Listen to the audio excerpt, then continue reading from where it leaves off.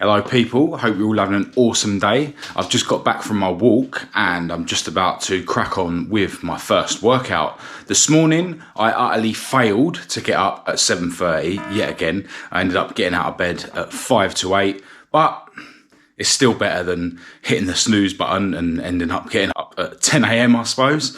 Now there is something that I've done to the alarm on my phone that definitely encourages me to get out of bed a bit better. So let me show you. Instead of using one of the alarm tones that come with my iPhone, I created my own one.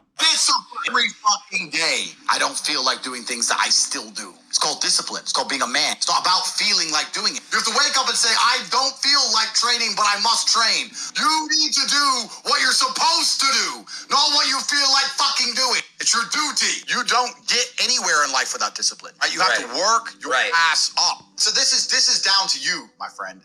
Otherwise, you're going to stay a nobody. So yeah, I wake up every morning to Andrew Tate shouting at me, and I find that gets me out of bed a lot better than some stupid bell noise. Now, you can find videos on YouTube of how to create your own alarm tone and how to save it as an alarm tone.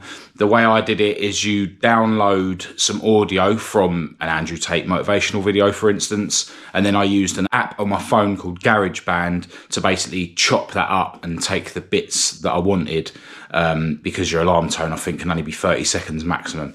And yeah, then you save it as an alarm tone and, you know, you select that as your alarm tone for your alarm. So yeah, there's loads of videos on YouTube showing you how to do that. To be honest, I can't remember how I did it. I just followed the steps from those videos on YouTube. So yeah, try it. You know, it's not foolproof. It's still difficult to get up early, even when Andrew Tate is shouting at me, but I've found it a lot better than the normal alarm tones. Another thing I've done on my phone is I've changed my screensaver to this. Basically just typed it up on my MacBook, and then, you know, saved it in my phone as a picture. And then, you know, in your settings, you can select this or something motivational as your screensaver. So then when I inevitably, you know, maybe start looking at my phone when I should be working, you know, the first thing I see when I pick it up is, don't be fucking weak.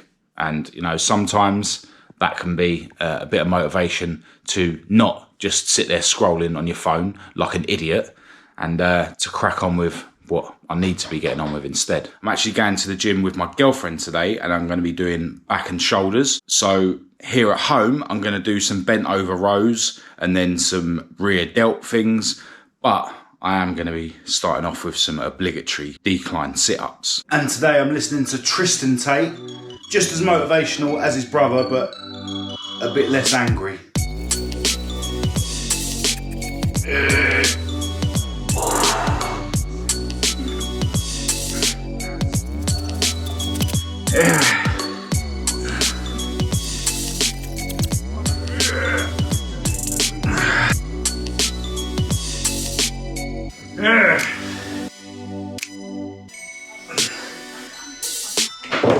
One thing that I think is really important, especially for men, is to have a good look in the mirror every single day. If you're not happy with the way you look, then you can use it as motivation to make the changes necessary so that you can get yourself to a point where you are happy with what you see in the mirror. If you are making progress, then looking in the mirror every day is a way that you can appreciate that progress. Don't hide from the mirror. It won't do you any good. Protein. Sugar. Today I haven't been on the boxing bag because we've got guys in the garden redoing the patio. But that is just an excuse. In an ideal world, I should just go out there in front of them and bash the bag for a few minutes. But yeah, I'm not there yet. But breakfast was amazing. And now it's time for my fix. Love a coffee. Anyway, I've got work to do. But then we can go to the gym. Gonna have a couple of bananas and an apple on the way. Give me some energy. Rolling in the courtesy car.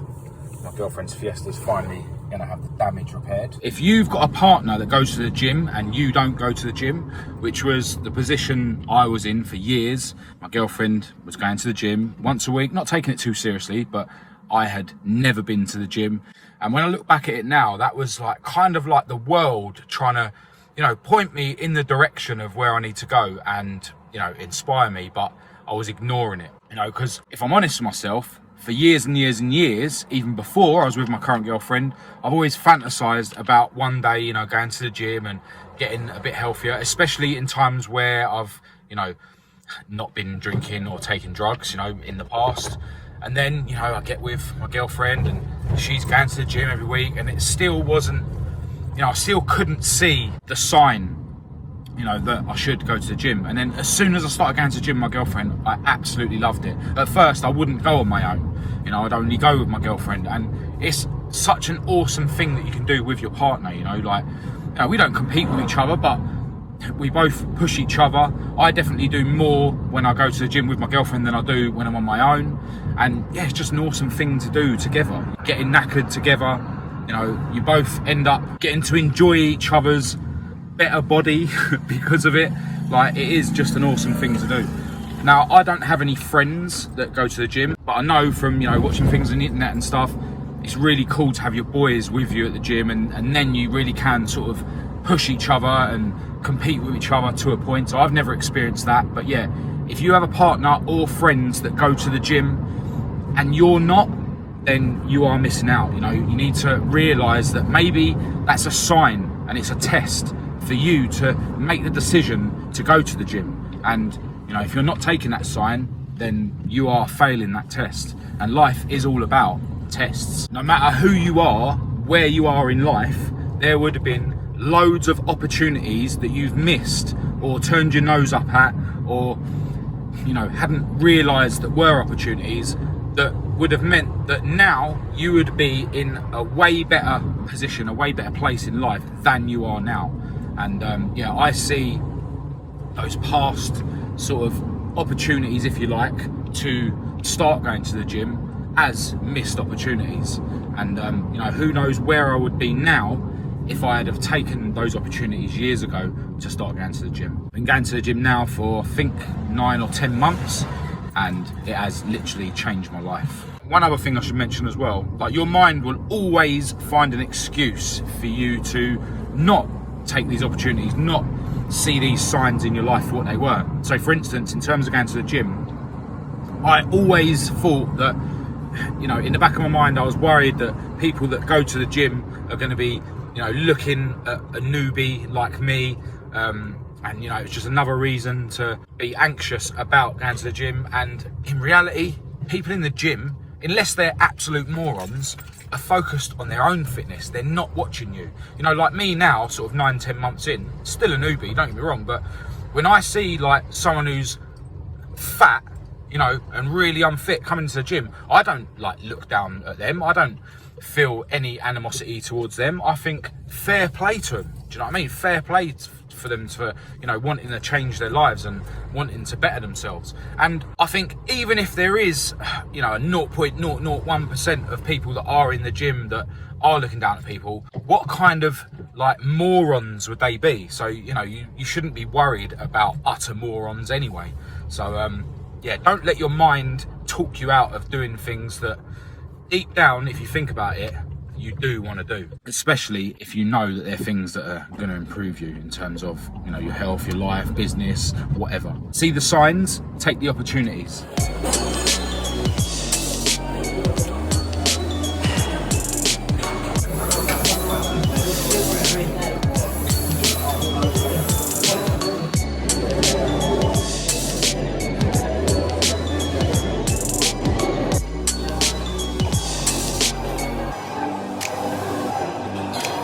All right, so back at home after a really good gym session. I will put the weights and reps on the screen for anyone who's interested. But basically, after a mile on the cross trainer to warm up, I did assisted pull-ups, then converging shoulder press, then rear delt, then lateral raise, and then diverging seated row. So yeah, just hit back and shoulders. But I forgot to take my towel with me, so I wasn't able to shower at the gym. So I'm gonna have a shower here, and then it's time to eat. Oh, and have a cup of coffee. Today we are having chicken, surprise, surprise, but this time chicken chow mein, which requires a little bit more talent than fried chicken with salad. Bless you. Into the evening time, and my girlfriend has gone to work. She's doing night shift this week. It's her first night shift of the week.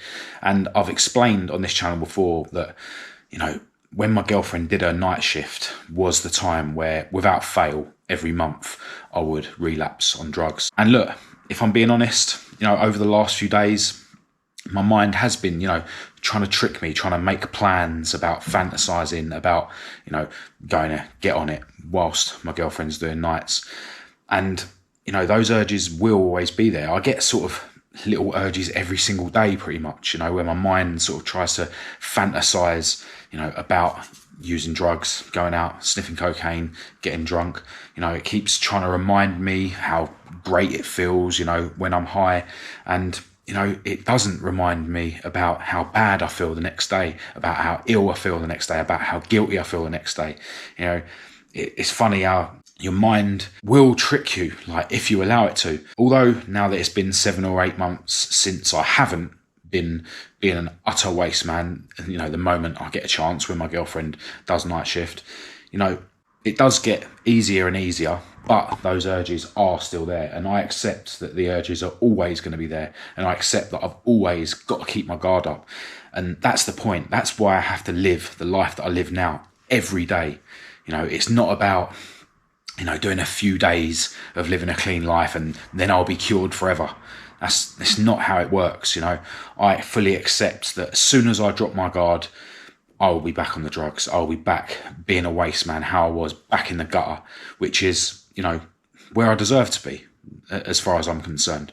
You know, as I mentioned in the last video, as I've mentioned before, the only way that I deserve to have a clean and happy life is by working hard every day and by inspiring other people on this channel. So look, I'm sorry to say that if you are, you know, considering, you know, giving up drinking drugs, or, you know, considering bettering your life in any way, you know, it's not going to be a quick fix. You know, you have to sort of dedicate yourself to a better life forever.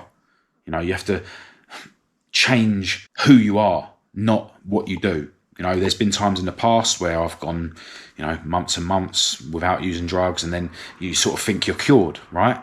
But then that's when your mind will, or your addiction or your ego, whatever way you want to look at it, will trip you up. You know, it'll come through the back door when you're not expecting it. You know, when something bad happens, you know, you'll end up falling off the wagon because, you know, you're having a bad time and you deserve to have a session. Or if things are going really well, you know, you want to celebrate, you know. So, you know, the way I see it is, as soon as I let my guard down, I'll be back to square one. So I just have to keep living this life, living a clean life, living a healthy life, to keep exercising every day, putting myself through healthy suffering. And that's the only way that I can stay on this path. So, you know, anyone who is considering changing their lives, or anyone who has started the journey, like, it's only right that I tell you the truth, that, you know, you probably are always going to be prone to going back to square one. But that's better in a way, because it means that your only option is to keep moving forward and keep progressing and keep living a healthier life every day. So I won't be falling off the wagon tonight. I won't be allowing my mind to persuade me to go and take drugs and get drunk. I will be cracking on with editing my videos and doing what I need to do, because this happy, clean life isn't worth sacrificing just for the sake of, you know, temporary pleasure. So look, that is the end of this video. Please feel free to say hi in the comments and we'll have a chat. But other than that, thanks for watching.